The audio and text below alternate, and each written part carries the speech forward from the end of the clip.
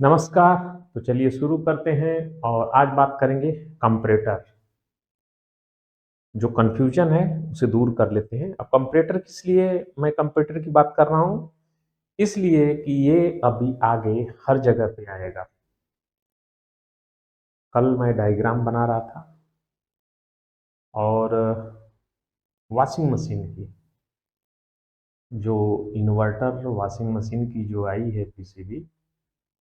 देखिए इन्वर्टर जहाँ पे बात आ गई तो ये आप पक्का समझ लीजिए कि उसके अंदर जो मोटर है वो 3 फेज की है और 3 फेज की मोटर को चलाने के लिए हम एसी इनपुट देते हैं सर्किट में और फिर उसे डीसी में बदल लेते हैं।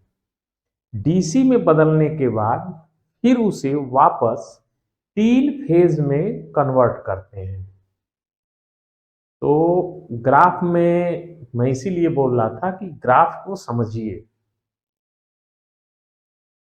ताकि ये कंफ्यूजन न रहे। तो वहां पे 3 फेज की मोटर में यानी मोटर को चलाने के लिए डीसी को 3 फेज में कन्वर्ट करते हैं और उसको इस तरह से डिजाइन यानी ये कंपनी करती है।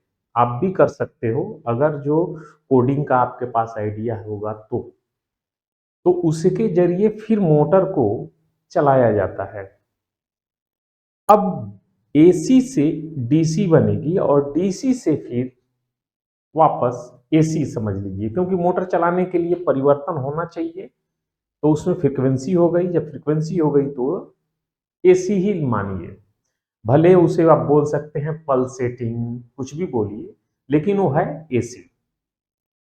अब उसे चलाने के लिए कितने सिस्टम लगाने पड़ेंगे? पहला, एसी जो इनपुट होगी उसे भी मेजर करना पड़ेगा, देखना पड़ेगा, वो देखेगा एमसीयू। फिर इसके बाद उससे जो बनी हुई टोटल डीसी लाइन है यानी डीसी सप्लाई, उसे भी एमसीयू देखेगा और उससे बनने वाले मोटर के चलने के लिए जो पल्स के रूप में भेजी जा रही है, तो मोटर को चलने के लिए साथ में उसका रोटेशन चेक होगा, उसको जाने वाली जो करंट है उसे भी चेक करना होगा। ये सब मिला करके इसलिए ये जटिल हो जाती है। लेकिन मैं पहले ही बोला कि हम डायरेक्ट वहां पे सर्किट को नहीं बताने वाले हैं, क्योंकि ये रटाने की बात नहीं है। रटने से तो पक्का नहीं आपको आएगा।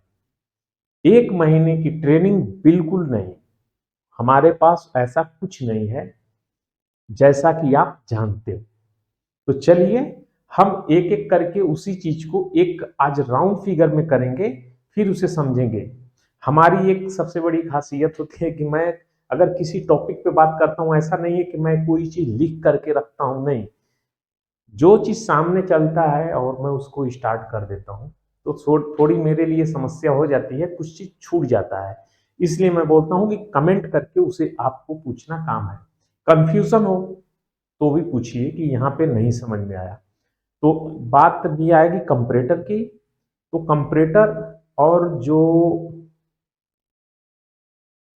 बात आई थी 431 431 की और 70 42 41 जो आता है वो किस लिए इस्तेमाल होता है, तो मैं बता दूं। पहले हम डिवाइडर से भी बना सकते हैं वो चीज, ठीक है, रेजिस्टेंस के डिवाइडर से भी बना सकते हैं, लेकिन उसमें और टीएल 431 से बनाया हुआ डिवाइडर में अंतर क्या है? डिवाइडर पे जो वोल्टेज आप बनाते हैं इस तरह से, ठीक है, यहाँ पे 12 वोल्ट है, तो यहाँ पे आप जो भी वोल्टेज बनाएंगे, मान लेते हैं कि 2.5 वोल्ट बना रहे हैं, ठीक है। होगा क्या कि इसमें यदि आप इसका उपयोग करेंगे तो होगा क्या, अगर जो ये 13 वोल्ट बनता है तो ये कुछ पॉइंट इसमें परिवर्तन होगा, कुछ ही होगा। तो इससे कुछ तो फर्क पड़ने वाला नहीं है, क्योंकि कैपलर को अगर आप सप्लाई यहां से देते हैं, मान लेते हैं कि आपने 1 यहाँ पे सेट कर दिया 1 वोल्ट के लिए, कैपलर बोले तो कैपलर पे ही फीडबैक देंगे ना। स्विचिंग के बारे में मैं बता रहा हूँ, एसएमपीएस के बारे में। तो वहाँ पे जो कंफ्यूजन है वो उसके लिए मैं बोल रहा हूँ, आप समझ रहे होंगे। तो इसमें क्या होगा कि ये वोल्टेज अगर थोड़ा सा भी बढ़ेगा तो ये थोड़ा सा ही बढ़ने वाला है, एक्यूरेसी नहीं आएगी। लेकिन अगर यही चीज 2.5 वोल्ट पे अगर जो आप 431 को देते हैं,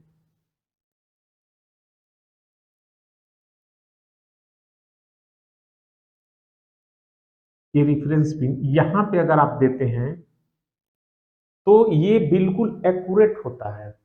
एक्यूरेट बोले तो इसका मैं प्रैक्टिकल आपको दिखाया था कि ये लास्ट यानी 0.2.55 यानी ये 499 पे ही एक्टिवेट हो जाता है। तो कितने का अंतर पड़ा, लास्ट डिजिट पे यानी मिली में जाकर के वो परिवर्तन को पकड़ता है। लेकिन ये अगर सिर्फ यहाँ पे बात करेंगे तो यहाँ पे वो चीज एक्यूरेसी नहीं रहती है। वैसे ही कंपरेटर का है। तो हम बात करेंगे अभी कंपरेटर का। कंपरेटर भी इसीलिए इस्तेमाल करते हैं।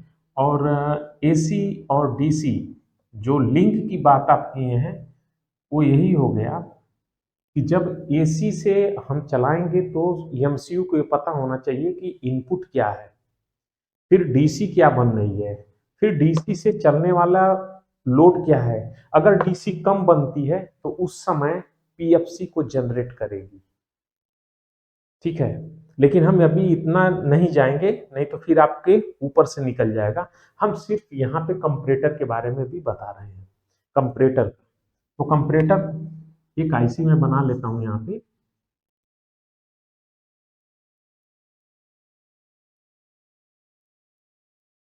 मैं यहाँ पे ले लेता हूँ 393 का। ठीक है, जो कि ये हमेशा सिर्फ निगेटिव आउट करेगी, पॉजिटिव आउट नहीं करती है। तो ये इसकी बीसीसी हो गई थी, और ये इसकी आउट पिन है, और ये इसकी इन्वर्टिंग, और ये नॉन इन्वर्टिंग। ये इसकी पिन जो होती है जीएनडी होती है। यहाँ पे इसकी, और ये इसकी, और ये आउट।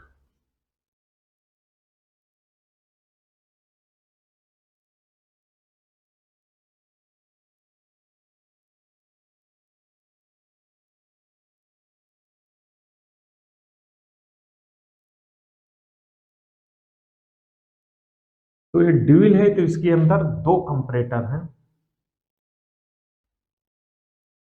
कोई जरूरी नहीं है कि ये दोनों इस्तेमाल होगा।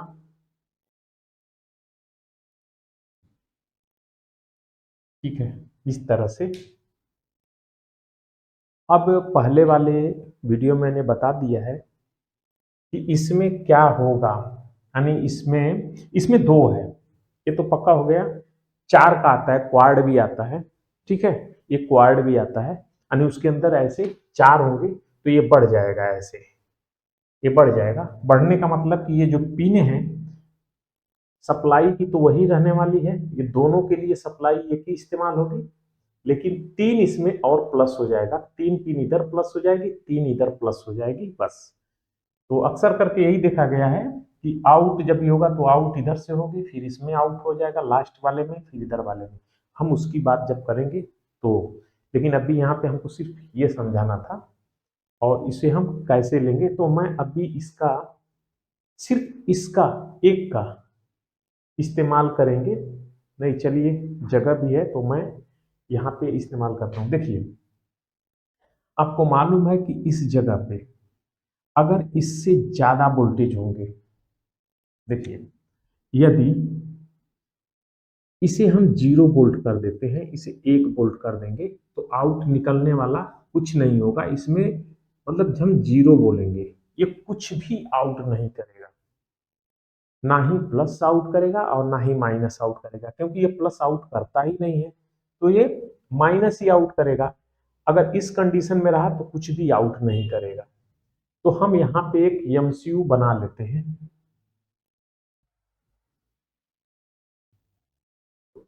अगर किसी पिन पे, ये एमसीयू है, हमने एमसीयू को ये सप्लाई दे दिया, ये 5 वोल्ट की इसकी प्लस 5 वोल्ट इसको हम दे रहे हैं, और ये वाला एक रेजिस्टेंस लगी हुई है, एक 10K की मैंने लगा दिया है। ये आप बोलेंगे कि कौन सी सर्किट है, तो ये कोई सर्किट नहीं है, समझने के लिए है। ये समझ जाएंगे तो फिर आगे आसान हो जाएगा, क्योंकि अभी इसमें और भी है, जब उसकी बात आएगी तो थोड़ा सा दिक्कत होगी, लेकिन मैं बोल रहा हूं इसीलिए मैं आराम से चल रहा हूं, क्योंकि लंबे समय तक चलना है और पूरे अच्छे से समझना है। जब समझ जाएंगे। अच्छा, इसका इस्तेमाल अभी आप में से ही किसी भाई ने पूछा था कि इसका इस्तेमाल क्यों करते हैं, तो ये समझ लीजिए कि जब एक्यूरेसी है इसके अंदर, ये चीज है, तो टुकड़े टुकड़े में यही, इसीलिए मैं बताता हूं कि इसे आप समझिए कि ये किस काम आ रहा है। अब हमें इसको बंद कराना है। अगर मान लेते हैं कि हम कह दिए कि यहाँ पे 5 वोल्ट रहेगा, ठीक है, 5 वोल्ट है इस पिन पे, मान लेते हैं कोई पिन है, मान लेते हैं कि पिन नंबर 4 है, पिन नंबर 4 पे अगर जो सप्लाई रहेगा तो ये आउट करेगा, यानी इसमें से निकलने वाला वोल्टेज प्लस 5 वोल्ट निकलेगा, जिससे आप मान लेते हैं कि एक रिले को ऑपरेट करा रहे हैं। यहाँ पे एनपीएन पीएनपी ट्रांजिस्टर जो कुछ भी लगा करके एक रिले को आपने अरेंज किया है, ठीक है, एक रिले को आपने अरेंज कर दिया यहाँ पे। मान लेते हैं कि यहाँ बल्ब ही है, ठीक है, इसको आपने अरेंज कर दिया है जलने के लिए, ठीक है। तो ये अगर सप्लाई यहाँ पे आती है तो ये ऑन होगा, अगर यहाँ पे सप्लाई जीरो है तो नहीं ऑन होगा। इसमें कंप्रेसर भी हो सकता है, मोटर भी हो सकती है, कुछ भी हो सकता है, सिर्फ समझने के लिए यहाँ पे कि हम कब क्या कर रहे हैं। तो यदि इस पे भी अगर 1 वोल्ट होता है तो भी ऐसे ही ये चलता रहेगा, लेकिन अगर हम इसे 1.1 वोल्ट अगर कर देते हैं तो ये तुरंत यहां से निगेटिव आउट करने लगेगा। ये मैं हटा देता हूं, ये डायरेक्ट कर देता हूं, ये निगेटिव आउट करेगा। जैसे ही ये निगेटिव आउट करेगा तो ये सप्लाई जो आ रही थी 5 वोल्ट यहाँ पे थी, ये तो खत्म हो गई, इसके अंदर चली गई। जब अंदर जाएगी तो ये सप्लाई गायब हो गई, है ही नहीं, तो यहाँ पे हो जाएगा 0 वोल्ट। और 0 वोल्ट जब हो जाएगा तो ये क्यों चलने देगा, क्योंकि यही इसी पिन से संबंधित ये है। प्रोग्राम ही ऐसा है कि पिन नंबर 4 से अगर जो सप्लाई है तब तो आउट करेगा, नहीं है तो नहीं करेगा। तो यहाँ पे नहीं है तो ये क्यों करेगा, ये भी बंद कर देगा, यानी रिले बंद हो जाएगी, यानी ये भी बंद हो गया, यानी संबंध इसका टूट गया, आगे का कनेक्शन ऑफ हो गया। एक तो ये है। लेकिन अब मान लेते हैं कि यहाँ पे कंप्रेसर है कोई डीसी का। आप ही में से किसी ने पूछा था कि जब यहाँ पे हम चला रहे हैं तो हम रेजिस्टेंस के डिवाइडर से भी यहाँ पे तो बना सकते हैं। देखिए, एसी लोड अलग होता है और डीसी अलग होता है। एसी में पल्स है, तो एसी में जब पल्स है उसे अगर करना होगा तो हमें एक सीटी लगानी होगी। सीटी लगा करके जो वोल्टेज बनेगा उसे डीसी में कन्वर्ट करना पड़ेगा, और उसके जरिए फिर यहाँ पे हम सिस्टम करेंगे तो हमारा ये पता चलेगा। लेकिन डीसी में ऐसा नहीं है। अगर डीसी है तो हम उसे आसानी से कर सकते हैं, क्योंकि डीसी में डायरेक्ट वोल्टेज बनेगा। अगर हम एक बात करते हैं यहाँ पे अरेंज करते हैं, पहले एक अरेंज करेंगे और फिर इसके बाद आपके दिमाग में ये बैठा कि नहीं बैठा, बस वो हमें बताइएगा। अगर नहीं बैठेगा तो हम कोई दूसरा तरीका लगाएंगे, अगर बैठ गया तो कोई बात नहीं है। लेकिन ऐसा मत समझिए कि सिर्फ आपको समझ में आ गया तो नहीं, ये मत समझिए कि बाकी लोग को समझ में आ गया है तो मैं क्यों बोलूं, ये गलती नहीं होनी चाहिए। आपके समझ में अगर नहीं आता है, इसीलिए मैंने कोई ग्रुप नहीं बनाया है। ग्रुप ना बनाने का यही कारण है कि जो भी आपको बात करनी हो हमसे आप डायरेक्ट कहिए, ताकि उसका सॉल्यूशन मैं निकाल सकूं, यानी उसका हल निकाल सकूं। तो इसलिए मैंने ऐसा किया है। डायरेक्ट जो भी कमेंट आप करते हैं मैं देखता हूं, लेकिन कुछ कमेंट ऐसा हो जाता है जैसे ओवर निकल जाता है, तो उसका मैं जवाब नहीं देता हूं। आप लोग को भी लगता होगा कि नहीं। और दूसरा चीज, जब भी सीजन भी चालू हो गई है तो उसका भी हल मैं निकाला हूं कि जो भी मैं काम करूंगा टेबल पे, शायद ऑडियो में कुछ प्रॉब्लम आए, क्योंकि मैं हर एक चीज का एक्सप्लेन नहीं कर पाऊंगा। तो ये चीज को आपको एक छोटी सी विंडो में दूंगा, जहां से कि आप पूरी वीडियो को वॉच करोगे। यानी आप अगर खाली बैठे हो तो आप देखते रहिए, नहीं तो नाइट में देखना है तो नाइट में देखिए। कितना टाइम है आपके पास कि आप देखोगे? आप भी तो वैसे ही परेशान हैं जैसे मैं परेशान रहूंगा। देखिए, यहाँ पे कोई भी लोड हो, डीसी लाइन में कोई भी लोड हो, चलिए, तो मैं शुद्ध रूप से यहाँ पे 12 वोल्ट ले लेता हूँ, प्लस 12 24 कर लेते हैं, ठीक है, 24 वोल्ट। और हम यहाँ पे एक कंप्रेसर लगाते हैं। 12 वोल्ट का कंप्रेसर तो आता नहीं है, मोटर लगाते हैं हैवी हैवी ड्यूटी की। तो यहाँ पे आती है वैसे, मेरे समझ से 12 वोल्ट का भी एक 24 वोल्ट का कंप्रेसर आता होगा। आप लोग को मालूम होगा, डेनफोर्स बनाती है, क्योंकि मेरे पास था वो, मेरे पास क्या वो था, मैंने देखा उसका सर्किट निकाल के फेंका हुआ, किसी भाई ने निकाला था, आप लोग को आइडिया हो गया होगा। तो देखिए, अब यहाँ पे हम इसे डायरेक्ट यहाँ पे दे देते हैं। अगर हम ये कहें कि ये मोटर जो है 24 वोल्ट, ठीक है, 24 वोल्ट 5 एम्पेयर की है, 5 एम्पेयर की ये मोटर है। और मैं ये चाहता हूं कि 5 एम्पेयर से ऊपर जैसे ही लोड इसका बनता है 5 एम्पेयर से, तो ये तुरंत बंद हो जानी चाहिए। अब इसको, इसका कनेक्शन हम इसी रिले से कर देते हैं, ठीक है। हम इसका कनेक्शन, जो मेन सप्लाई है, हम इसी रिले से कर दिए हैं, ठीक है, इसी रिले से कर दिए, ये रिले है, इसी रिले से कनेक्शन। थोड़ा डायग्राम समझिएगा, क्योंकि क्या मैं बोलूं कितना। तो देखिए यहाँ पे, अब यहाँ पे तो ये चीज आप समझ गए होंगे कि कैसे वर्क कर रहा है। अगर यहाँ पे सप्लाई है तो ये आउट देगा, अन्यथा नहीं देगा।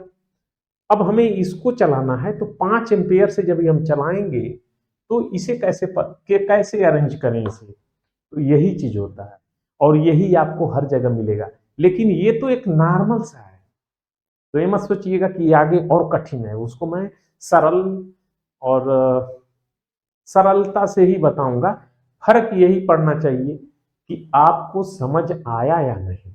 अगर नहीं तो पूछना आपका काम है, दूसरा तरीका या तीसरा तरीका वो मेरा काम है बताना। जब तक नहीं तो आगे मत बढ़िए, नहीं तो किसी काम का नहीं। अब देखिए इस चीज को, तो अगर मैं यहां पे, अब आ जाते हैं हम, ये ग्राउंड हो गया।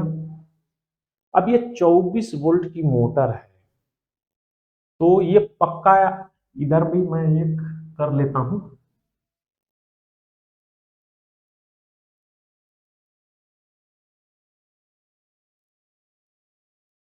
ठीक है। ये चीज देखिए, तो कुछ समझ में आया?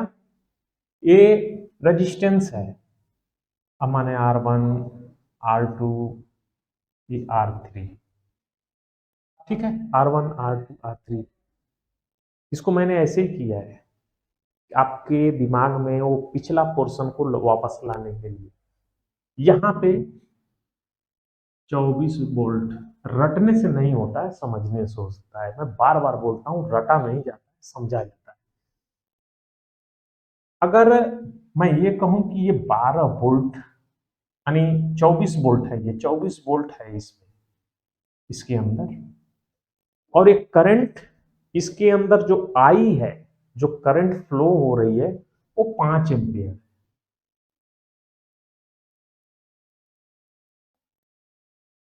ठीक है, यहां पे देख लीजिए, यहां पे ध्यान दीजिए और यहां पे ध्यान दीजिए। यहां पे एम्पेयर मीटर अगर लगाते हैं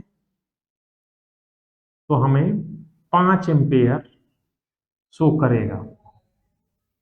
यही हमको करना था ना, 5 से कम है तो हमको कोई मतलब ही नहीं है। यहां पे देख लीजिए वही चीज है, और यहां भी देख लीजिए। तो V बराबर I इंटू आर, आर बराबर V बटे आई, और आई बराबर V बटे आर। याद रखिए, फिर वापस आ गया पुराना वाला। ठीक है, इसीलिए मैं बोलता था कि ये करना जरूरी है। बहुत से लोग बोलते हैं कि क्यों इसमें टाइम वेस्ट करना। बहुत से लोग इसको एक एक दिन में एक दिन में आधे घंटे के चैप्टर में या एक घंटे के चैप्टर में खत्म करते हैं, गलत है। इसे याद रखिए। अब उसी के अनुसार हम यहाँ पे आएंगे। तो यहाँ पे तो मालूम हो गया। अब अगर जो हम निकालते हैं इसका, कि इसके अंदर आर कितना होगा यहां से, और यहाँ पे आर कितना है इसकी और इसके बीच में, इसके और इसके बीच में आर कितना है, अगर हमको 5 एम्पियर फ्लो हो रही है इसके अंदर, तो आर बराबर V बटे आई। यहां पे देखिए आर बराबर V बटे आई, तो निकाल लेते हैं।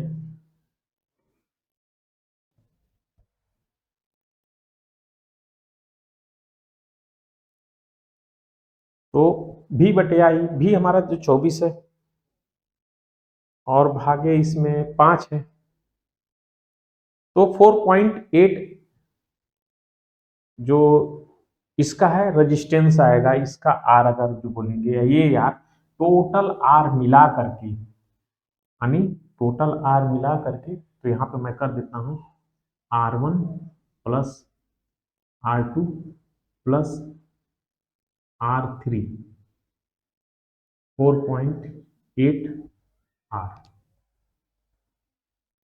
ये टोटल हो गया। ये समझने के लिए है, नहीं भी इसको लिखता तो कोई मतलब नहीं था। ठीक है, लेकिन ये समझने के लिए है, उसी चीज को मैं यहाँ पे लेके आया हूँ। अब ये इसको समझ लीजिए, इसके ये भी तो इसका भी रेजिस्टेंस वही होगा, लेकिन इंडक्टर का रेजिस्टेंस नहीं होगा, इंडक्टेंस होता है। ठीक है, तो एक एक समय के लिए आर मान लेते हैं कि इसका भी आर यहां तक वही है, एक समय के लिए। लेकिन हमें अब यहाँ पे वोल्टेज डिवाइड करना है, तो यहाँ पे और यहाँ पे वोल्टेज वैसे ही डिवाइड होगा।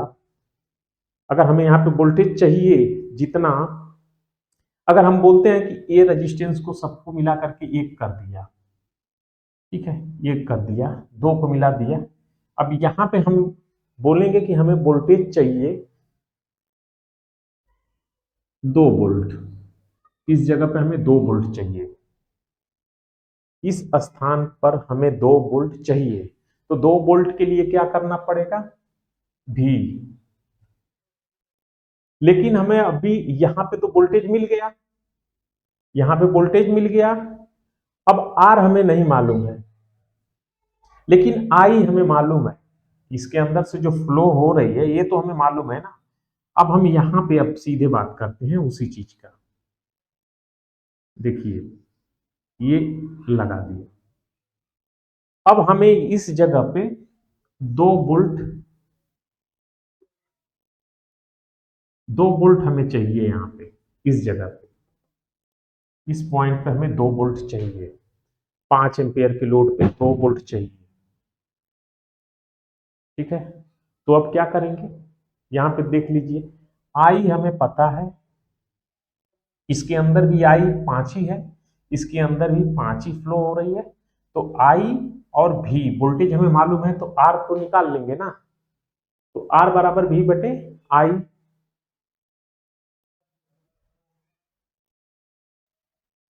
चलिए इसे निकाल लेते हैं। मैं पास भी कर लेता हूं, क्योंकि आप लोग सोचेंगे कि क्यों ऐसा कर रहा हूं। तो क्योंकि देखिए सभी लोग एक समान नहीं है, इसीलिए मैं बोलता हूँ। और दूसरे की बात दूसरे को नहीं बतानी चाहिए, कमी को, अच्छाई को सबको बताना चाहिए, बुराई किसी को नहीं बतानी चाहिए। कभी कभी गलती मेरे से भी होती है, ऐसा नहीं है। तो यहाँ पे 2 वोल्ट और 5, तो हम निकालते हैं। देखिए, हाँ, 2 भागे, और आई हमें मालूम है इसके अंदर 5 है, तो यहाँ पे 0.4 ये हम लगाएंगे यहाँ पे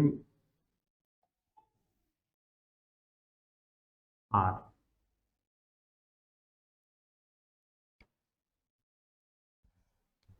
ये बहुत छोटा दिख रहा है ना।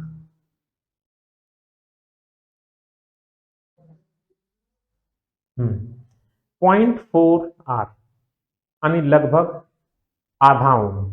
ठीक है, अब इस रेजिस्टेंस को हमने लगा दिया, हमें वोल्टेज भी मिल गया। अब इस मोटर को 5 एम्पेयर पर जब ये चलेगी तो यहाँ पे 2 वोल्ट बनता रहेगा। अगर इससे कम चलेगी, 4 पे चलेगी, तो 4 के अनुसार यहाँ पे वोल्टेज क्या बनेगा। तो 4 के, अभी ये समझिए, और अपने हिसाब से फिर कैलकुलेशन भी करिएगा और मुझे भेज करके पता भी कर लीजिएगा। अगर समझ में आता है तो कोई बात नहीं, बहुत अच्छी बात होगी कि हमें मेहनत कम करना पड़ेगा। चलिए देखिए, अब इस चीज को हम फिर यहां पे निकालते हैं। अगर यही मान लेते हैं कि ये जो करंट अभी इसके अंदर से फ्लो हो रहा था, ये 4 एम्पियर पे चलने लगी। ठीक है, 4 एम्पियर पे चलने लगी तो क्या होगा, पहले ही हमने वो रेजिस्टेंस को फिक्स कर दिया है, 4 को, यानी 0.4 फिक्स कर दिया है ना, वो तो फिक्स हो गया। अब वो 4 एम्पियर पे चलेगी तो यहाँ पे कितना वोल्टेज बनेगा, तो आई इंटू गुड़ते 4, क्योंकि 4 ओम्स पे चल रही है, तो 4 एम्पेयर पे चल रही है, तो यहाँ पे 1.6 वोल्ट बनने लगेगा।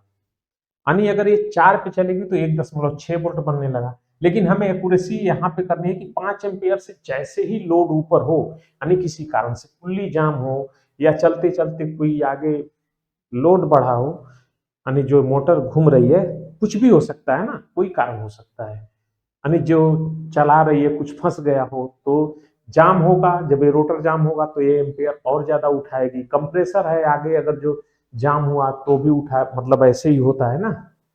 या कुछ बैंडिंग में फेलियर हुई तो ये लोड बढ़ेगा, जब लोड बढ़ेगा तो ये करंट ज्यादा फ्लो होगा, करंट ज्यादा फ्लो होगा तो यहाँ पे वोल्टेज ड्रॉप ज्यादा होगा, जब वोल्टेज ड्रॉप होगा तो ये बढ़ जाएगा। अब आ जाते हैं यहाँ पे, हमको तो आना था यहीं पे, लेकिन यहां से इतना समझाने का मतलब क्या है, इतना समझाने का मतलब है कि आपके दिमाग में बैठे। ये अभी चैप्टर बार बार 3 से 4 बार आएगा। अभी वॉशिंग मशीन की पीसीबी तो पड़ी ही है, मेन चीज तो पढ़ा ही है, लेकिन ये अभी आने वाला है। नेक्स्ट पीसीबी जब हम लेंगे तो उसमें आएगा, इसलिए इतनी जानकारी आपको रखनी जरूरी है।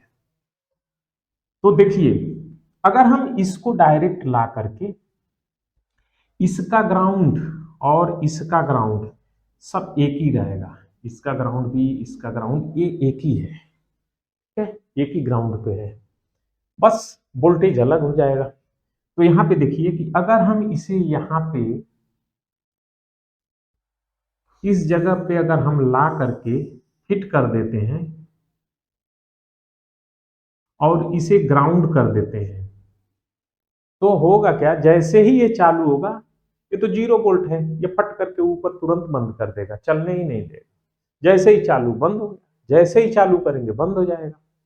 तो ऐसे नहीं, इसको हमें इस पे रिफरेंस सेट करना पड़ेगा। ये होता है, यहीं पे रिफरेंस सेट किया जाता है, कितना एम्पेयर पे हमें अगर 5 एम्पेयर पे है तो हमें 5 एम्पेयर पे कितना यहाँ पे वोल्टेज बनेगा इस शंट पे। ये शंट है, शंट बोले तो एक छोटा सा हिस्सा जहां पे वोल्टेज बने वो रेजिस्टेंस ही है, बहुत कम मान का रहता है, इसलिए वो ज्यादा एम्पेयर उसके अंदर से फ्लो कराया जा सकता है। तो यहाँ पे 2 वोल्ट, जबकि पीसीबी में, इन्वर्टर की पीसीबी हो चाहे कोई भी पीसीबी हो, इतना बड़ा तो शंट नहीं लगता है। यहाँ पे लगेगा 20 मिली का, यह है 400 मिली का। ठीक है, ये समझने के लिए यहाँ पे मैं बताया हूँ। और ये वोल्टेज इतना नहीं बनता है, ये वोल्टेज बहुत ही कम बनता है,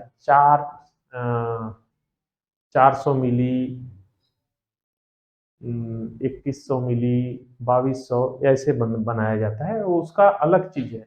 ओपीएम में जब इस्तेमाल होगा तो वैसे करना ही पड़ेगा, क्योंकि उसका आउटपुट फिर बदल जाएगा। यहाँ पे आउटपुट की जो बात करेंगे ना, वो आउटपुट भी बदल जाएगा। तो मैं अभी नहीं चाहता कि वो जटिलता आप समझिए।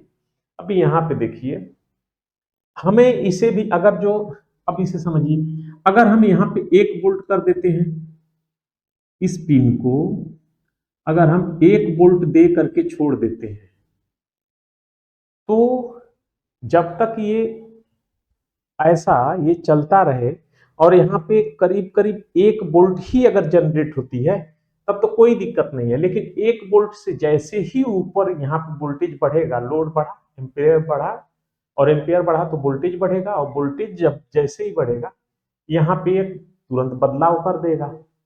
लेकिन इसको हमें अगर 2 एम्पेयर पे यानी 5 एम्पेयर पे चलाना है, और 2 एम्पेयर ये सेट है, तो हमें इस पिन को भी 2 एम्पेयर पे सेट करना होगा। और अच्छा, इस पे जो करंट होती है, यहाँ पे रेजिस्टेंस इस तरह से लगती है, 1K लग सकती है, 10K लगेगी। इसमें क्या होता है, इसको ज्यादा करंट नहीं चाहिए, ये 0.005 या 0.05 पे भी काम करता है, बहुत कम, 5 मिली 1 मिली देंगे तब भी उतने पे भी इस चलता है।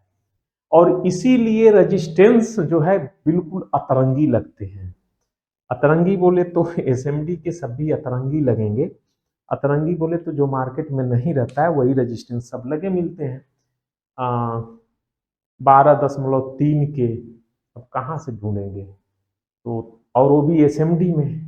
तो ऐसा भी नहीं कि कुछ जुगाड़ करें, तो समस्या यही आती है। और यही समस्या है कि यही कारण है, समस्या क्या है, यही कारण है कि जब इसको पूरा करना होता है उस वोल्टेज को, तो 2 रेजिस्टेंस 3 रेजिस्टेंस को सीरीज में लगाएंगे या समानांतर में लगाएंगे, और लगा करके उस वैल्यू को प्राप्त करना होता है। जब भी हम कुछ निकालते हैं अलग ढंग से कि हमें इतना ही चाहिए, तो मजबूरी हो जाती है कि जब उतना ही चाहिए तो रेजिस्टेंस तो बदलना पड़ेगा, और रेजिस्टेंस बदलने के लिए अपने हिसाब से रेजिस्टेंस को कैलकुलेट करके जोड़ करके या सीरीज में या समानांतर में वो वैल्यू लाना होता है।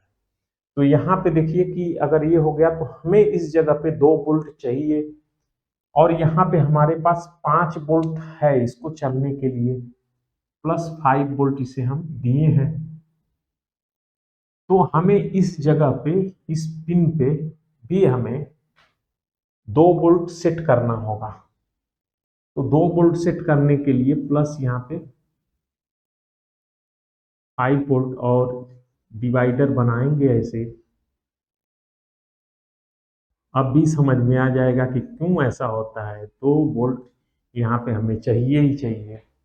अब ये 2 रेजिस्टेंस है, इसके अंदर जो करंट है वो इसका, मैं बोला ना कि 0.005 भी हो सकता है, 0.002 पे भी आप कर सकते हो, 1 पे भी कर सकते हो, जितने पे आपको लगता है। तो मैं 5 पे ही करता हूँ।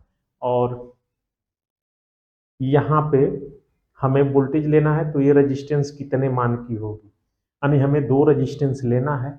तो फिर आज पुराने वाले हिस्से में चलते हैं और रेजिस्टेंस निकालते हैं। तो 2 तरीका यहाँ पे है आपके पास, आई है मालूम है, तो आई और वोल्टेज भी मालूम है। तो आई और वोल्टेज आई और वोल्टेज, दो चीज आपको मालूम है, तो आर आपको निकालना है तो इससे भी निकाल सकते हैं, तो यही वाला इस्तेमाल करेंगे, आर बराबर V बटे आई से। तो चलिए पहले वाले का निकाल लेते हैं। यहाँ पे 3 वोल्ट ड्रॉप कराना है, यहाँ पे 2 वोल्ट ड्रॉप कराना है, तो 2 वोल्ट का अलग निकाल लेते हैं, 3 वोल्ट का अलग निकाल लेते हैं। तो चलिए पहले हम 2 वाले का निकाल लेते हैं।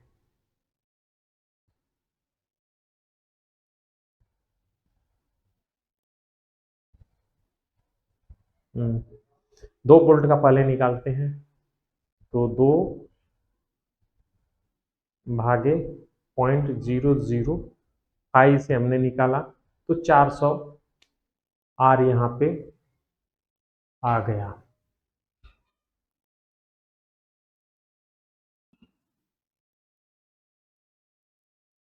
ये 400 आर आया, और इसको निकाल लेते हैं। 5 में से 2 वोल्ट निकाल लिए, तो यहाँ 3 वोल्ट ही बचा ना, तो 3 वोल्ट के लिए निकाल लेते हैं, तो 3 भागे 0.005, तो 600 वाट यहाँ पे हो गया।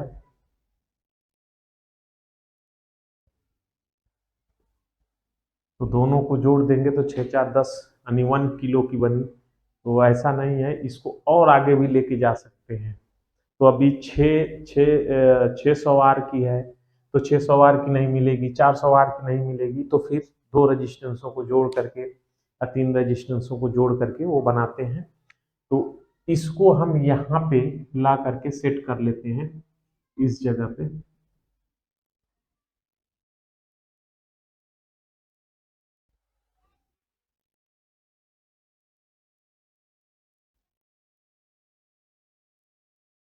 ठीक है, ये 5 वोल्ट से जोड़ दिया। अब यहाँ पे 2 वोल्ट इस जगह पे फिक्स हो गया, और ये वोल्टेज तो कम बेसी होगा नहीं, क्योंकि रेगुलेटर आईसी के साथ में ये कनेक्टेड है, पूरे सिस्टम के साथ में, तो अभी कम होने वाला नहीं है, ये तो फिक्स हो गया। अब 2 वोल्ट से यानी 5 एम्पेयर पे चलेगा, तो इतने मान की रेजिस्टेंस पे इतना वोल्टेज बनेगा, और चलते रहेगा। और ये जब चलते रहेगा और कोई दिक्कत नहीं है, लेकिन 5 से जैसे ही ऊपर होगा तो इसमें लोड में इसमें बदलाव होगा, 2 पॉइंट कुछ होगा, 2 पॉइंट कुछ होगा, तो 2 पॉइंट यहाँ पे 2 वोल्ट भी होगा तो कोई दिक्कत नहीं है। लेकिन जैसे ही 2 दशमलव कुछ आया, 2.01 वोल्ट भी हुआ, तो ये बंद करा देगा। ये लास्ट स्टेप है इसका, चलने का इसका लास्ट स्टेप है। अगर जो और ऊपर लेके जाना है, या कुछ किसी कारण से ये मोटर को हटा दिए आपने, इस मोटर को आपने हटा दिया, और यहाँ पे 10 एम्पियर का आपने लगा दिया, 10 एम्पियर से चलने वाला। अब क्या होगा, अब इसी जगह पे 10 एम्पियर, अब इस रेजिस्टेंस पे आप चेक करिए, इसी रेजिस्टेंस पे अब आप देखिए तो क्या हो रहा है। 10 एम्पियर अभी इसी अंदर फ्लो हो रही है, तो आर